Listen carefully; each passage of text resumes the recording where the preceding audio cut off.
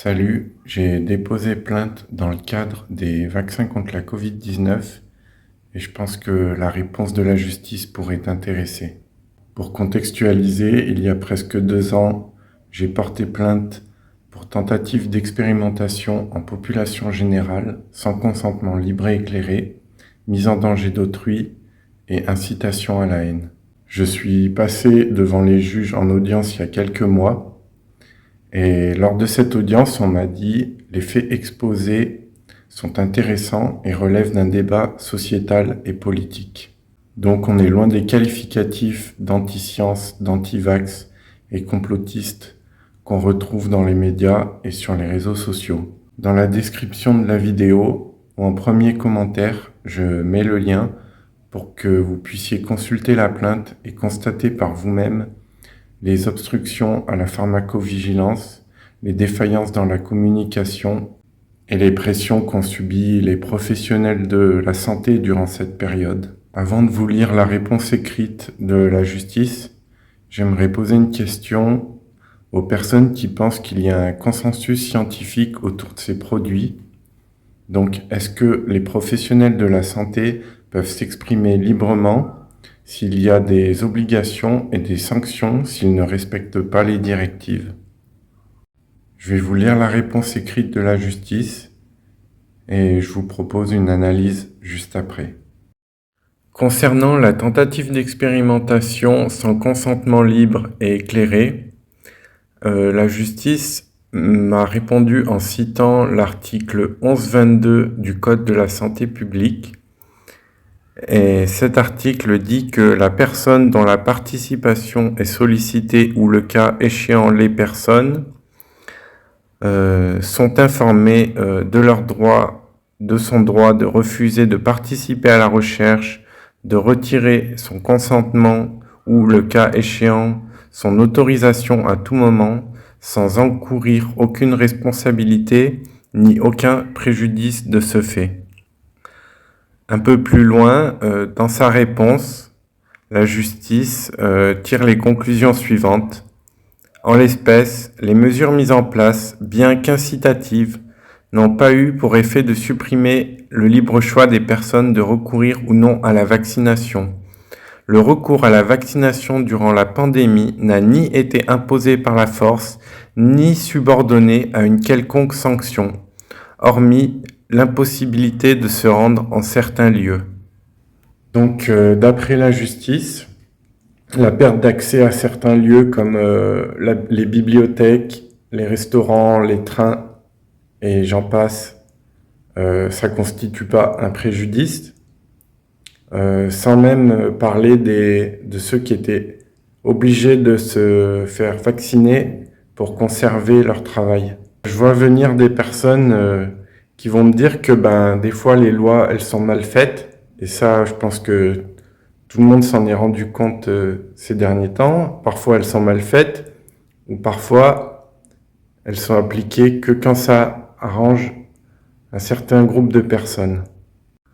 Pour autant, cette loi elle est faite pour éviter qu'on se retrouve à être des cobayes des lobbies pharma et je vois venir certaines personnes qui vont me dire que c'était pour empêcher la transmission du virus. Je suis encore étonné qu'il y ait des personnes aujourd'hui qui pensent que ces produits empêchaient la transmission du virus. Donc j'ai cité dans la plainte un passage qui a été publié par le ministère de la Santé quelques jours après la loi sur le pass sanitaire. Donc c'est une note d'alerte du Conseil scientifique Covid qui dit que la transmission du virus serait la même que la personne soit vaccinée ou non vaccinée. J'ai aussi inclus une étude scientifique dans la plainte qui montre que la charge virale des personnes non vaccinées est la même que celle des vaccinés à 2 jours près. Donc quand on sait que la période où on est contagieux est beaucoup plus longue, je pense pas que ça soit suffisant pour dire que ces produits empêchent la transmission. Alors oui, il y a des études qui donnent des résultats où le vaccin a atténué la transmission du virus. Il y en a aussi d'autres qui montrent le contraire. Dans tous les cas, le principal problème de ces études, c'est que les personnes dans l'entourage des personnes infectées, qu'elles soient vaccinées ou non, n'ont pas eu de test pour savoir si elles avaient eu le Covid avant. C'est-à-dire si elles étaient déjà immunisées naturellement. Et il y a beaucoup d'autres facteurs qui ne sont pas pris en compte généralement dans ces études en vie réelle.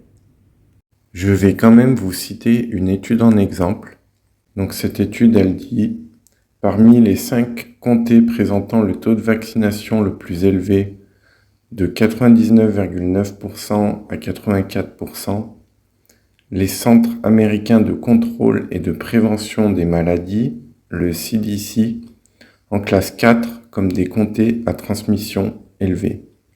Il y a 3 comtés qui affichent un taux de vaccination supérieur à 90% et ils sont tous les 3 classés comme à transmission élevée. À l'inverse, sur les 57 comtés classés à transmission faible par les CDC, 26,3%, donc 15, présentent un taux de vaccination inférieur à 20%. Donc il y a des personnes qui disent que comparer 2 comtés différents est un problème de méthode, car la population et les conditions de vie ne sont pas les mêmes. Oui, mais normalement, un vaccin qui empêche la transmission du virus aurait dû surpasser ces variables d'ajustement parce que l'écart du taux de vaccination est énorme.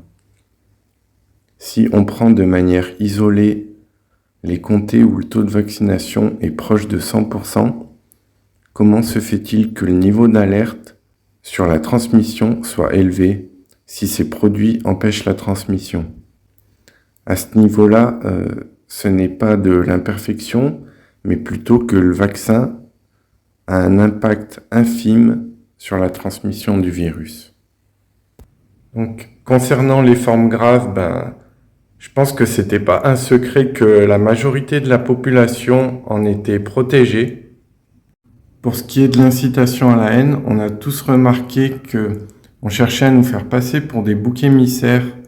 Déjà, ça permettait de nous écarter des débats.